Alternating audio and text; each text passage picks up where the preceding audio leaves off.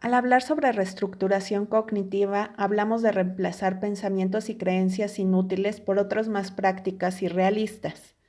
La mayoría de las veces no somos conscientes de los pensamientos irracionales que poseemos o de las creencias que tenemos, ya que éstas fueron generándose durante nuestra infancia o a partir de un suceso traumático.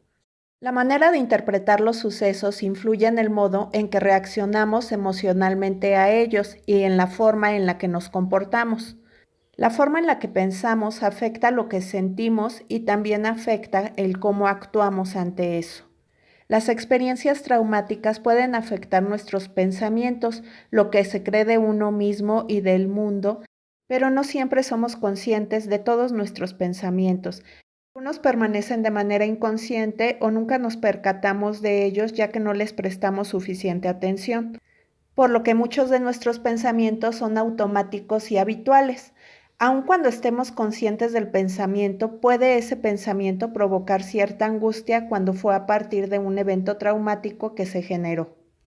Creer que un pensamiento es cierto no significa que lo sea. Por ejemplo, las víctimas de violación pueden llegar a sentirse culpables de lo que les ocurrió, generando sentimientos de vergüenza.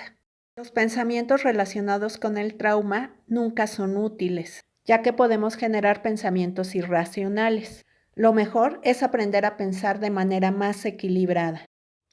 Existen algunos patrones de pensamiento problemático o pensamientos irracionales. Por ejemplo, el pensamiento todo o nada ve las cosas en términos de blanco o negro sin pensar nada intermedio. Por su parte, la sobregeneralización se presenta cuando se llega a una conclusión sobre un incidente y se aplica a todos los incidentes posteriores.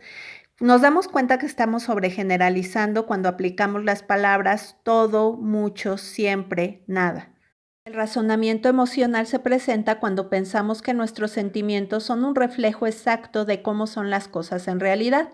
Por ejemplo, cuando decimos siento miedo cuando me subo a un automóvil, entonces subir a un automóvil es peligroso. Estamos utilizando el razonamiento emocional.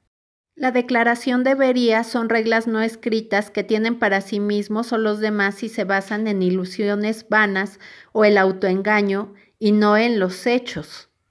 Y la personalización se hace cuando nosotros nos responsabilizamos de las cosas malas que nos ocurrieron, aun cuando no hayamos tenido control sobre ellas. Dentro de las estrategias que te pueden ayudar a superar la ansiedad se encuentra identificar la situación en la que se siente angustia. Esto es importante ya que muchas de las veces no somos conscientes de todos los pensamientos que ocurren al momento en el que se presenta la ansiedad. El segundo paso es identificar las emociones específicas que se sienten respecto a esa situación y calificar su intensidad. En este caso se puede llegar a sentir más de una emoción y es indispensable que nosotros le pongamos un número del 1 al 10, que tanto me siento triste, enojado, ansioso o angustiado.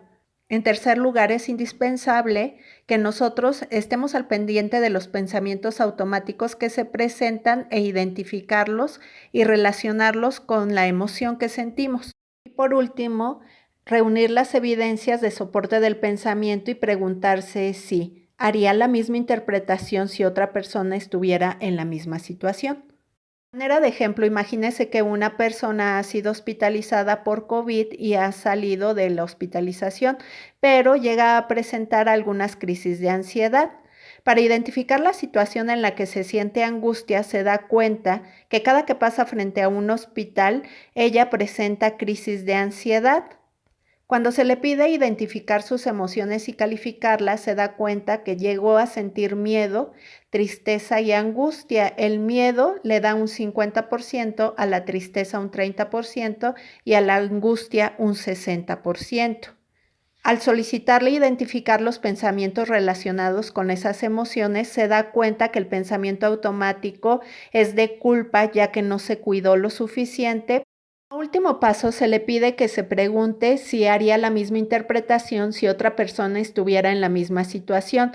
Resulta ser que cuando nos preguntamos esto, somos más benevolentes con otros y no podemos llegar a culparlos por no haberse cuidado lo suficiente.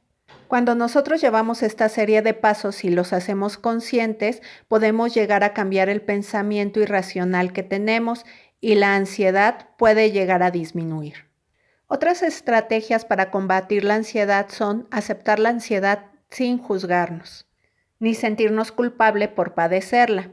Es importante no invalidar nuestras emociones, es decir, no minimizar lo que estamos sintiendo en ese momento.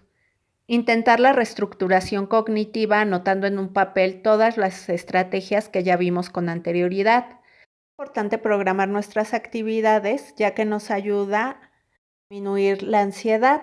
También es importante que en esas actividades incluyamos 30 minutos de ejercicio por lo menos y también actividades que nos causen satisfacción. Dormir bien y tener buenos hábitos en nuestro sueño también nos ayuda a disminuir la ansiedad.